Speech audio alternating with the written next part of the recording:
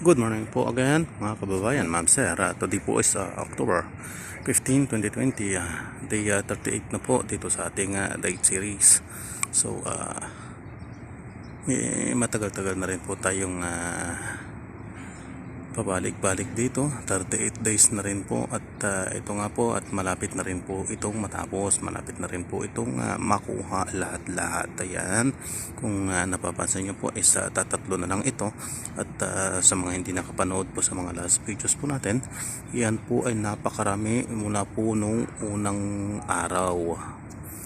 So lapitan po natin ng konti at hindi rin po tayo magtatagal dito dahil ang daming langaw po. Daming langaw po dito sa areang ito dahil sabi ko nga so mga hindi nakapanood lang po sa mga last videos, dyan po sa loob na yan may kabayo po dyan. May kabayo po, syempre dagdag din po talagang panahon ng langaw, saka isa yung mga nalalaglag na yan is mabubulok po yan. So yan po ang dahilan kung bakit napakaraming langaw, although talagang panahon na rin po niya. Kahit sa ibang lugar po malangaw, pero dito talaga ang dami pong langaw. So ayan, so tutok-tutukan na po natin ito sapagkat hindi na rin po talaga ito magtatagal. Ito po yung sinasabi natin na tatapusin natin ang series natin dito sa date series na ito kapag nakuha na po ito, saka yung kasunod nito na pula, sapagkat dito naman po talaga tayo nag-umpisa. Sabi ko nga po kahapon, tinigilan na po natin doon sa kabila yung sariwa pa. Sapagkat doon talaga, para talaga tayong nakikipagpatintero sa aso. O ayan marami na pong hinog sa loob. Buti po ito dahil kahit pa paano po dito, tabing accommodation lang po. Yung accommodation po namin. Yan. Dito lang po yung daanan. Diyan lang po yung may madalas na aso din. Pero hindi naman gaano matatapang. So kahit pa paano okay naman. Although dadaan-daanan pa rin naman po natin at babalik-balikan natin yung mga nakaraang mga naipakita po namin sa inyo. At tayo naman po ay madalas ding naglalakad, araw-araw din naman po tayo naglalakad at umiiwas man tayo sa mga gawin yon, pero kapag mga matataas na rin po ang araw at check naman na ang aso ay wala na, pero kaya ibabalik-balikan pa rin naman po natin yon para masariwa natin yung mga nagawa nating lakad. So punta na tayo sa kabila or makamusta naman natin yung ating mga ginawang mga paglalakad sa area ng mga iyon. So punta tayo sa kabila. So ayan nga, one last look po dyan. Siya na po magalaw. Ayan, so ito ang kanyang mga bats. Yan, bats niya po yan. Yan yung pinakahuling nakuha yung nasa huli na ngayon nga ay wala na po. So, gaganda po itong bats dito at nasa tabang kalsada nga po at maliliit pa, kaya dito tayo nagandahan, pero sa ganda lang syempre dahil so sa mga hindi po nakapanood ng mga last videos pa natin, sinasabi nga po natin at madalas natin sinasabi na mas gusto pa po natin ang niyog kaysa dito. Magtaniman tayo siguro mga 1 hanggang 5 puno na lang sapagkat wala tayong ibang nalalasahan dito kundi ang tamis. Pero sabi naman na iba may vitamin naman daw na nakukuha. Well, hindi naman din kasi natin alam, pero sinabi ko nga sa pagtitikim po natin ay nalasahan nga po natin na nangingibabaw yung kanyang asukal. At tulad ng ating mga nakagawian at pagkatapos natin doon sa dilaw na yun ay kahilera po at kabats nun ay itong ating dates na pula na parang ubas. Maggalaw pa rin ang ating kamay, pasensya na. Pilitin kong hawakang mabuti. Ayan, hindi ako magsasalita para hindi magkalaw. Yun, napapansin nyo po, kapag nagsasalita pala ako madalas magalaw. Kaya hindi na lang po ako magsasalita. Pangit naman po, hindi po ako magsasalita. Walang ka-trill-trill na po. Ayan yung ating dates na pula. na parang ay parang grapes. Ay, napapansin nyo, hindi po akong kumagat dyan. Insekto po ang kumakain dyan. Kaya nga po, nilalagyan talaga nila yan ng net para hindi mapasukan ng insekto. Pero natural kung sigurado kung sa atin ito. At may talaga nag-aalaga dito. Sigurado, tad-tad ng spray. Sa atin pa. Gulay nga.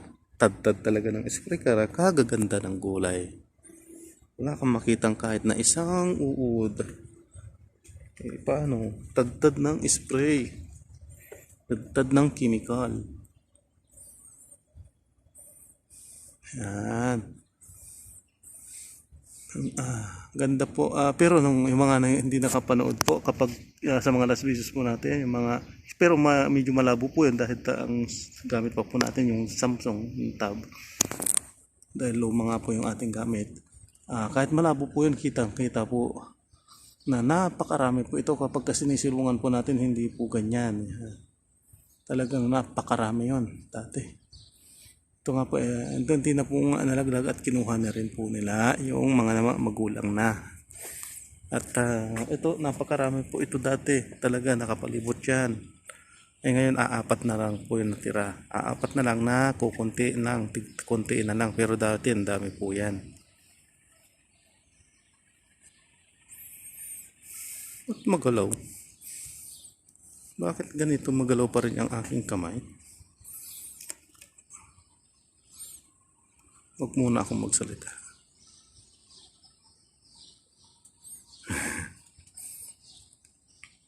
So, punta na po tayo sa kabila. Ayan, ang kanyang puno.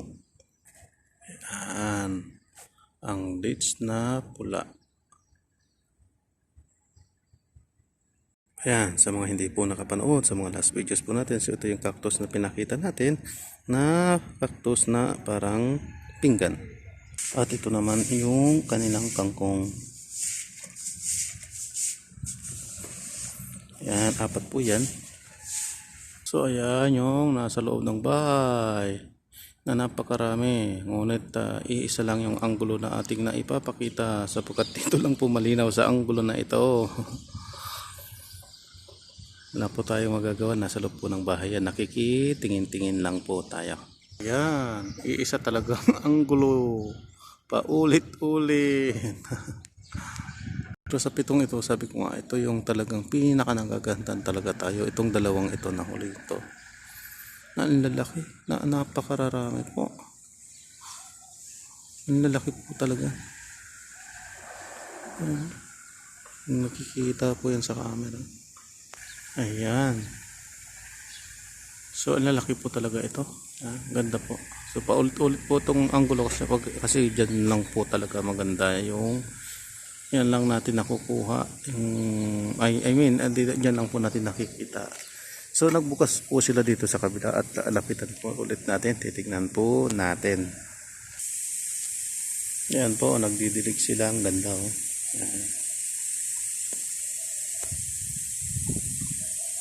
Ganda po.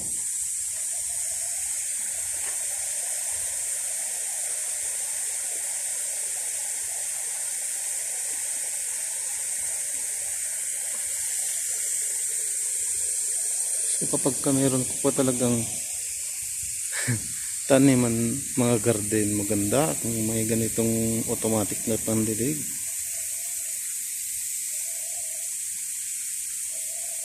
Pero sa atin, hindi na kailangan ito.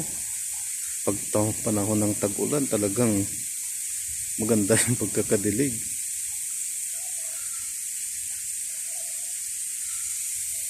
Kaya pinapakita ko lang po na napaganda. Ang daming nasasayang na tubig. Maapaw na.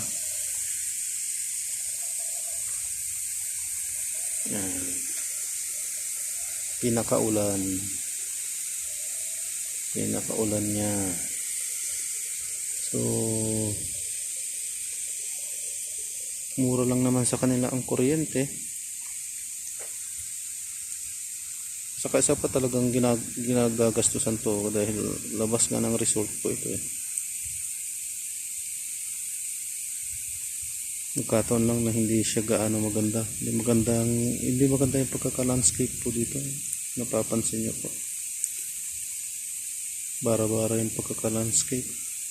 Hindi pa maganda yung basta maganda. Mahirap naman po kung pipintasan pa natin to. Nakikitingin na nga lang po tayo. Yan. So, punta tayo sa kabila.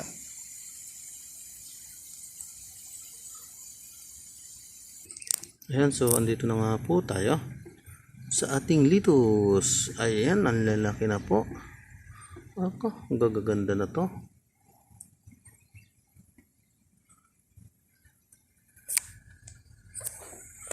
Ganda. Pinapalaki talaga yata nila ito. Makikita natin. Kasi mostly talaga yung binibenta sa palengke, mas maliliit pa po dyan.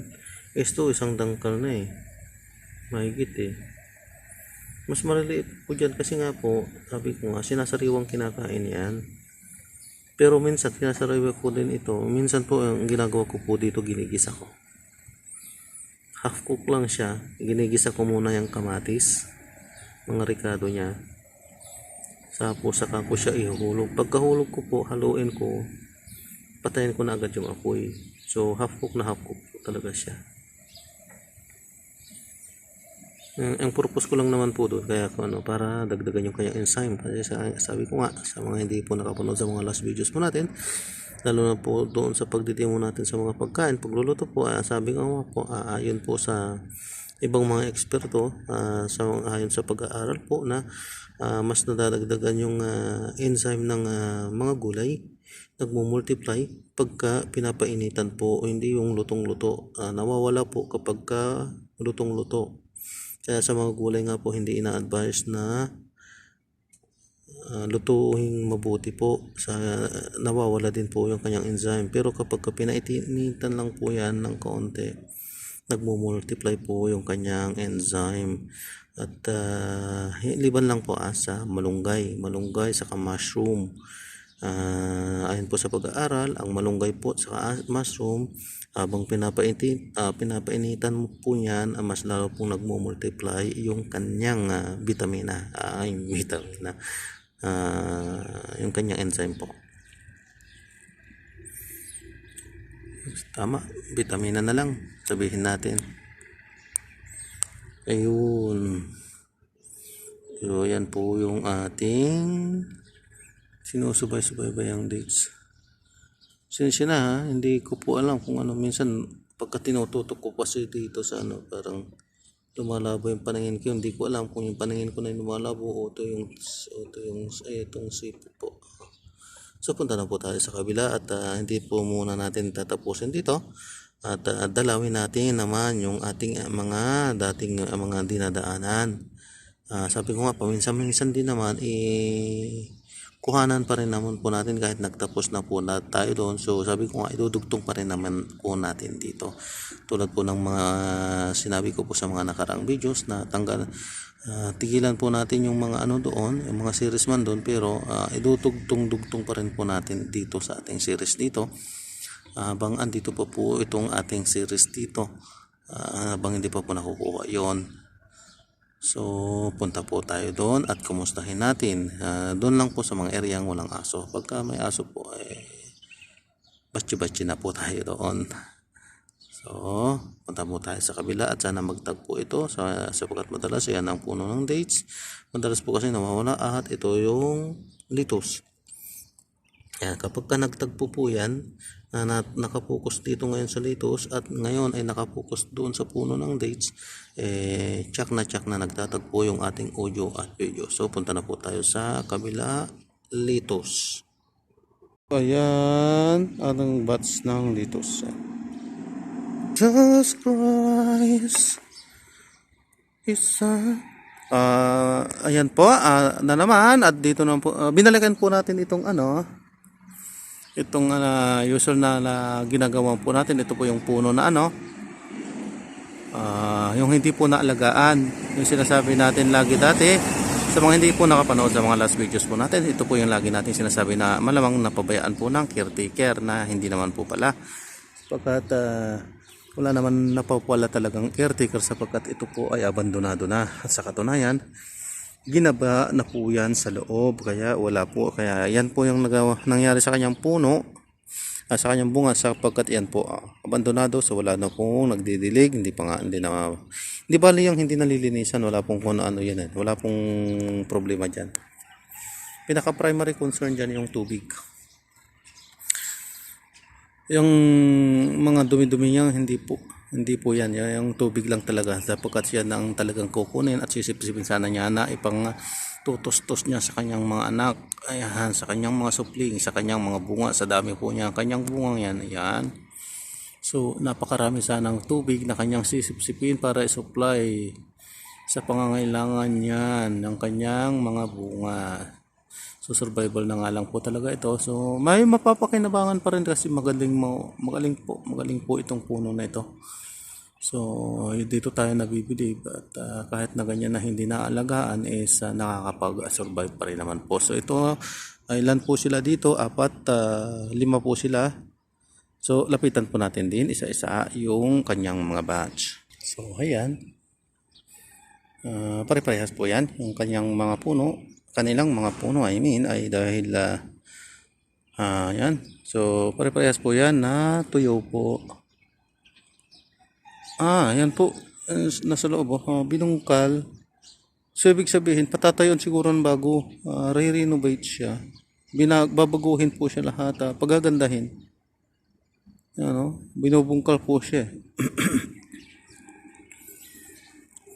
So magiging maganda siguro to pagdating ng araw. Ayan. So abuyo, ito yung sinasabi natin na abuyo nga talaga sa Pangasinan. Lalo na ito, talagang abuyo na po talaga.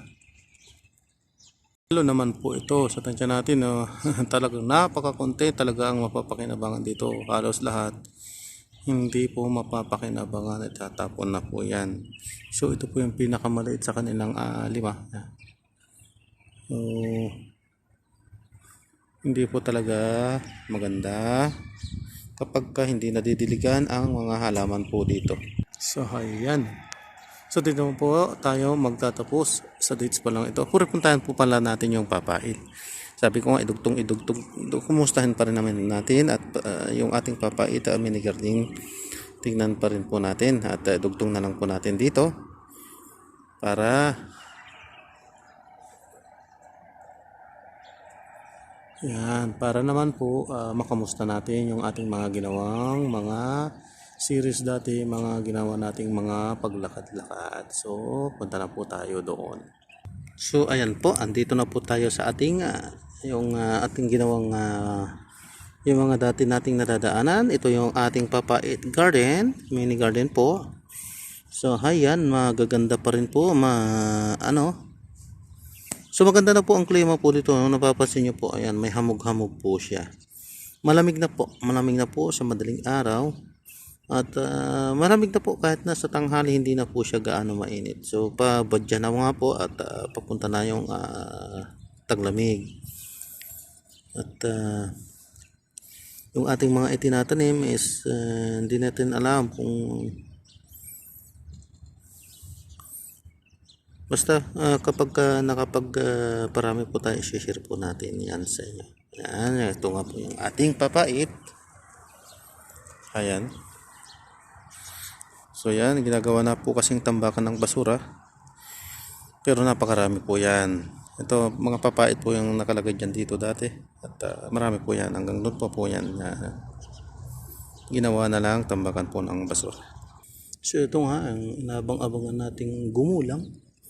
Pero hanggang ngayon, ganun pa rin. So ayan po, papansin nyo po sa mga dahon-dahon na yan, ang dami pong mga hamog. So yan, sa mga damo-damo yan, ang dami pong hamog. Lalo na doon sa sinasabi nating agoo. So maganda na po yung klima dito. Ayan. At ito yung damo na ating madalas na ipakita po sa inyo, yung damong walang dahon, puro buto-buto nga po. Ayan, sa mga hindi nakapanood po sa mga last videos po natin, ayan po yung ating laging pinapakita na napakarami po kasi dito. Ayan, so wag natin ikat. Punta tayo dito sa parang cosmos na sinasabi ko. So magkakatabi lang po ito dito. Ayan. Ito din ay buto-buto din. Wala pong dahon. So ako lang po ang ako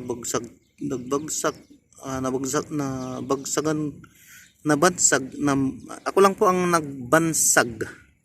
Ayun, nakuha din. Ako lang po ang nagbansag dito na kusmus po. Yan. So ito nga po yung isang buto-buto. Yan. So wala po talagang dahon yan, ganyan po lang talaga siya. So ito nga yung sinasabi natin na gustong gusto nating madala din sa Pilipinas sapagkat wala po tayo nakikita dyan sa Pilipinas ng ganito. At inaakala naman po kasi natin na ito ay kakainin ng ating mga alagang mga hayop, mga pato, mga manok at kung ano-ano pa. Kaya sabik na sabik at gustong gusto po talaga nating maiuwi ito. Sa tansya din po natin is gustong gusto rin po ito ng baboy. Opo, pati tangkay po ito, hindi lang po yung mga buto-butong yan, pati ito, lahat-lahat po yan. Sa tansya natin kakainin po ito ng baboy. So maganda ito, maganda talaga ito. Iwan natin sa mga kambing, mga kalabaw, baka. Pero kung kainin po nila, di good news po. Napakaganda na itanim po ito sa atin at natansya naman natin madaling buhayin ito at madaling dumami kumpara dyan sa atin. Kung dito nga napakarami niya ay hindi po naalagaan dito at tuyo po yung lupa, hindi po siya gaan nadidiningan humas po naman dyan sa atin, hindi po ba? Pero hindi lang po natin alam, baka naman ito ay talagang nabubuhay sa mga ganitong matuyo-tuyo lang. Pero siyempre kapag nabuhay sa mga matuyo ay mas mabubuhay yan siguro sa mga medyo basa. Yung tulad dyan sa atin, hindi yung basang-basa pero mas masa-masa. Tuyo naman sa ibabaw pero sa ilalim basa po ang dyan. Iban lang sa tag-ulan talagang basa. So, tignan natin yung ating garden. Andyan lang po sa tabi. Ayan. Pero, lapitan po natin. Ayan, ganun pa rin naman po. Pero, may ang good news lang naman. Yung ating kamuti, tatlong kamuti, ayan, umuusbong na siya. Ayan, umuusbong na. Ayan, ito nga po sinasabi natin. Basta wag lang itong pakialaman. Mabubuhay at mabubuhay yan. Kamuti pa. Lalo't basa ito. So mabuhay. Kapag ka nabuhay ito at dumama ito, dito tayo kukuha ng ating mga itatanim, ating mga tangkay. So yung alugbati, possibility na mag-ano din po ito. Yan, nakikitaan ko na rin. Yan, yung ibang alugbati natin. Yan. Pero sa nakikita natin dito, parang ito lang. Sure, hindi natin alam kung anong nangyari. Ito naman kasi pinaghahalukay kasi ito ng kaya hindi natin alam kung bakit ganyan. Pero ang sure natin dyan na kamote, lapitan natin. Yan, kamote, sure yan. Huwag lang po yung pakialaman, huwag lang halukayin po yan ng mga aso at ng tao. Ayan, tatlo. Yung tatlong yan, marami na po yan. Kapag dumami po yan, nag-uspong yan. At kapag naumpisa naman yung magtangkay, tuloy-tuloy na po yan.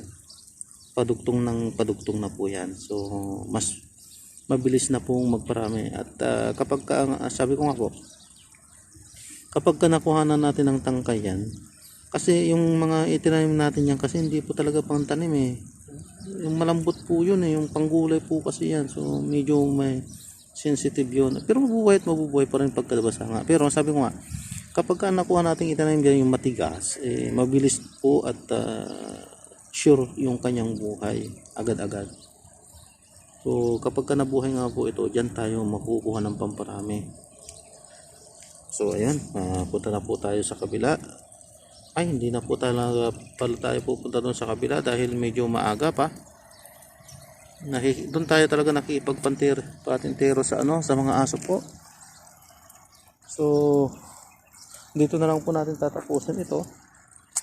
Pasensya na po, hindi na po talaga tayo doon pupunta. Yun yung sinasabi ko nga po, yung murang doon, murang dates pa lang. Hindi na po tayo pupunta doon kasi madalas po inaabangan po tayo ng dalawang aso doon. Dalawa pa naman yun na malalaki. Mahirap na po. At nakapagpaalam naman po tayo doon, ipinakita naman na po natin sa inyo. So ayos na po yun. Huwag na po sanang sumama ang loob nyo. So ito, one last look. Ito yung ating mini garden, papait mini garden na ginawa nating series. So babalik-balikan pa rin po natin ito. At hindi nga lang po madalas. At ito, babalikan po natin ito. At ipapakita sa inyo kapag malago na po. For the meantime, paalam po muna sa areang ito.